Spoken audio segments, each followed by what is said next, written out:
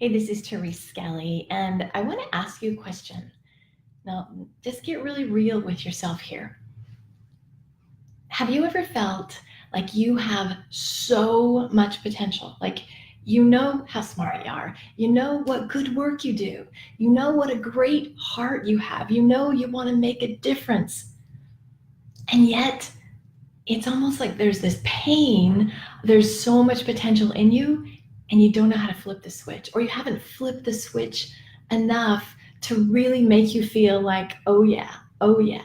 I want to talk about that pain today because I know I have experienced that, and every woman that I know has experienced that as well. It's like there's so much greatness in you and in all of us, but there's something like blocking that, right? So I just want to talk about that, why it's here, why it gets stuck, and what to do about it. Okay, first, let's just start with the pain. If you are like a mission-driven person, and if you're watching this now, you probably are, because you're in my tribe. You're here to make a difference. You're not just, a greedy capitalist that doesn't care and is rape and pillaging the planet. No.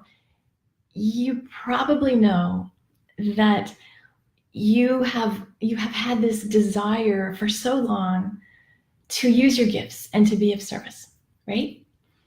But why then are you tolerating less than your greatness? Why are you living this less than full expression of yourself? Oh, well, let me tell you why. You want to know why? If you're over 40, that's probably why. Truthfully, in our culture, women right now, we haven't had permission. We haven't had great role models. I mean, I joke that I was a product of June Cleaver. And I don't know if you're even old enough to know who that is, but I was a product of, I was raised in the 60s and 70s where women weren't generally full-time employees, or they didn't own businesses, and women were sort of subservient. Women's roles mainly were the moms, right? Or they worked part-time. There was not a training for women for how to step up and say, hell yeah, I'm here. Yeah. In fact, when I was in high school, this will tell you how old I really am, girls couldn't even play sports for a long time. Like, I still remember having to wear dresses. Well, I know I'm dating myself. But because of the cultural indictment for women, here you are now, you're going to have a business, and now everybody says, well, charge what you're worth, own your value, sell, step up. And there's always this part of a lot of women, especially if you are, well, particularly if you are a service-based business owner. That's the main group I'm talking about, right? It's one thing if I'm like selling a commodity like this, it's a certain price, and everybody knows what the price is, and it's not about you. But when you are up for sale, that's when all your stuff is going to happen. That's when you're going to get the absolute most triggered. And so you have the number one, you're selling yourself. And number two, you don't have the cultural support. Maybe if you're under 40, and thank God for Oprah and the younger generation of women that are stepping up and owning themselves. But I work with generally women over 40 who were not given this. Think of role models. I'm sure maybe the first one was Oprah, that was like, I'm here, I'm unapologetically here, and I will use all of me to make the biggest difference I can make. Now, obviously, there's people like Mother Teresa, but she wasn't running a business. She was running, obviously a huge institution and made a great difference. But it was different in terms of running a charity versus running a business based on you, based on your personality. And I don't know about you, but there is this like horrible pain to this problem, this horrible pain of like, I'm so good at this. Like, why can't I just make this happen, or make it happen to the degree that I want it? Maybe you're sort of doing it. Maybe you have a business and you're really happy, but you freaking know, in your heart, there is more, right? Because here's the deal. You were kind of born for this. Do you know that? Do you know that? If you are a spiritual person or believe that our souls guide us, you will know that all of your experiences up to this point have brought you right here. And one thing that I always tell my clients, and this I think is so, so, so important, there is somebody right now that is praying for you. Somebody is sitting there in pain. Somebody is sitting there needing what you have. Somebody's sitting there saying, God, I don't know how to do this. I can't get out of this. Now, here's what I know. Very likely, you have overcome the thing they need to work through. Very likely, your life has set you up to be the messenger for them. Very likely, you're the only one or one of the few that can really step up and say, here's hope.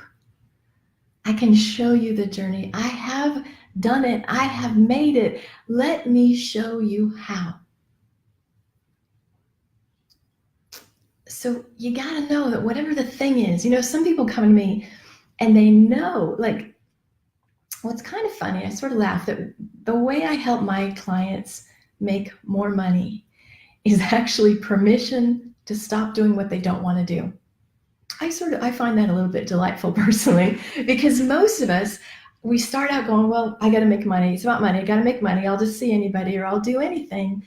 And then after a few years in, there becomes like, that doesn't feel good. Even though I could, even though I can sell that, or even though I'm known for this, it just doesn't feel as good anymore. Because the reason why, that's either you have evolved past that, or it's not what you're supposed to do today. So many of my clients come to me, they either sort of know what they want to do, but they're going la, la, la, la, la, la, like that, or they don't know what they want to do. You could be in two camps, right? So if you sort of know what you want to do, you got to look at what the resistance is around that. Like let's say you want to be a really well-known speaker and writer and teacher and healer and thought leader, okay? Just like if you were to listen and go, okay, what is it? Like, tell me what it is. Most of us don't get quiet long enough, or most of us are too afraid to listen so deeply, because what happens is you're going to hear stuff, right? You're just going to hear stuff. And then it's like, oh, crap. See, I have this idea that sometimes confusion, let me just talk a little bit about confusion. Sometimes confusion, you should be confused. Like if it's not ready to come out yet, if it's not the right time, it's okay, because lots of times we have to germinate our ideas from the inside. We have to kind of like be quiet and wait till it forms. There's a reason for confusion, because it's not, I should say lack of clarity, right? You don't have clarity because it's not complete. I always say to my clients, when the baby's 5 months in utero, you don't want it to come out. You want it to cook longer, right? And sometimes our ideas or the next iteration of who we're supposed to be in the world isn't quite cooked yet. That's kind of a weird space. So you don't like the old, but you're not at the new, but you're not quite cooked. That's a little bit of a weird place. So sometimes you might not have clarity because you shouldn't have clarity. But often, and more so, you don't have clarity because you don't want to know, because if you knew, well, hell, then you might have to act, right? So I just want to take you through this little exercise. I love this one. So I'm going to just ask, it's going to like a sentence completion, right? So I'm going to say a sentence and you just answer in your head. Now, I don't want you to think of it. I don't want you to be like, I should say that. Wait, what would the top of mind, first thing that comes, right? And what you could do is you actually could get some paper and write down, because this is really instructive. Okay, so I'm going to just put you through this little exercise. So take a moment, breathing really deeply, and just allow yourself and your body to get quiet and give your unconscious permission to share with you. It's safe to know. Basically, just say to yourself, it is safe for me to know. It is safe for me to know. I give myself permission to know everything that wants to be revealed. Okay, so just take another deep breath. So I'm going to ask you this question, and you're going to repeat it and fill in the blank, okay? If it wasn't for fear, I would. Answer that. If it wasn't for fear, I would. I'm just going to keep asking you. If it wasn't for fear, I would. If I weren't afraid, I would. If I wasn't worried about what people would think of me, I would. If I wasn't worried about not knowing how, I would. If I didn't have to figure out how to make money with something, I would.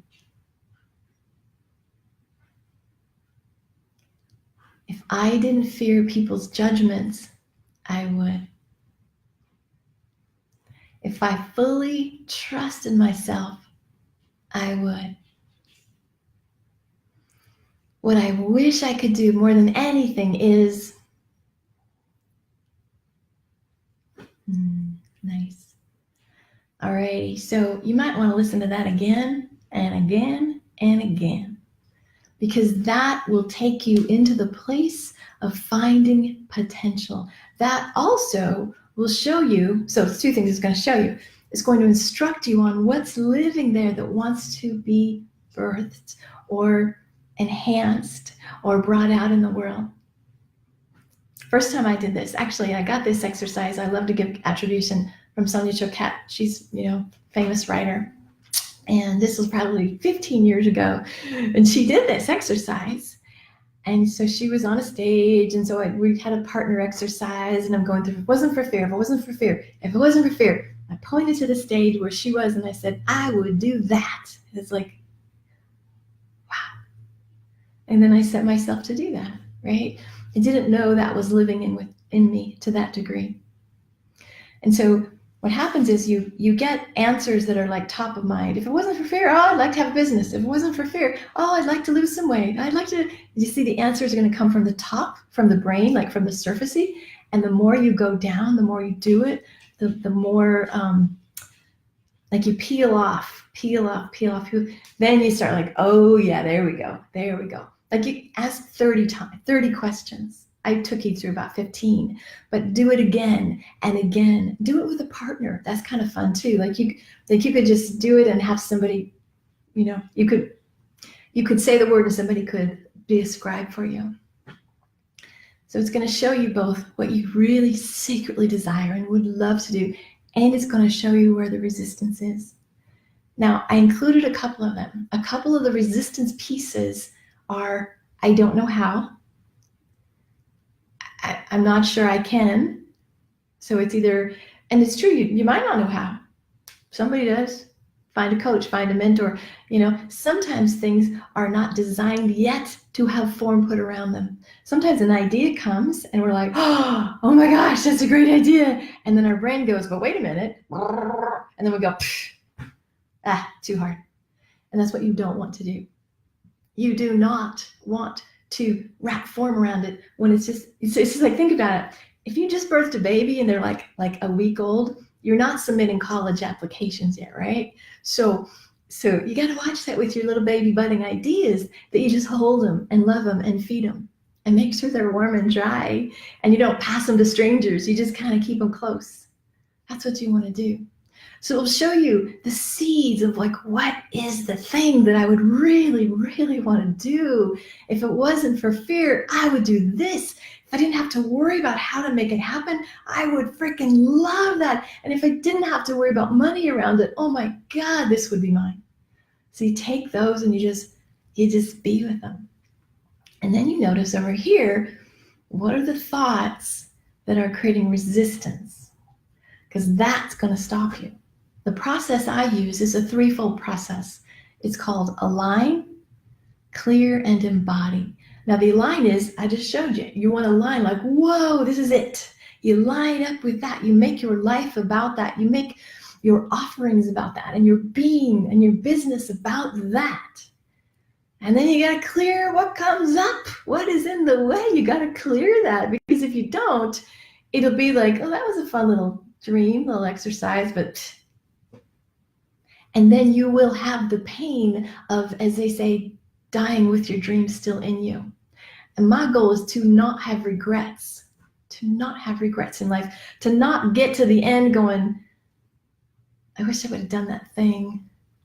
I'm kind of bummed that I played safe. I'm bummed that I freaking cared for everybody else my whole life and I never took the time to find me and what I wanted. I don't want that for you. As I say, hashtag not on my watch, not on my watch. So we align to what you desire, you clear what's in the way, and then the last part is you embody it. You embody that. And that's the fun work. That's what I love, because it's like your very being gets wrapped around, this is me, this is who I am. Now, sometimes you legitimately might not know the strategy. That's one thing. But the beingness calls for faith, trust, and surrender, and it often calls for a change in your identity. And I know I'm throwing a lot at you, so I think I'll do another video about this part of it, because I could keep talking and I don't want to go for days. And then after you align, clear, and embody, you slowly pivot. You slowly make, okay, what's one little action? Because most people aren't in the position to go from here over there. It's because what happens so often is that you're doing this and it just flames out. Like the thing you've always done, or the thing that's always worked for you, suddenly you're like, either I don't want to do it or it stops working.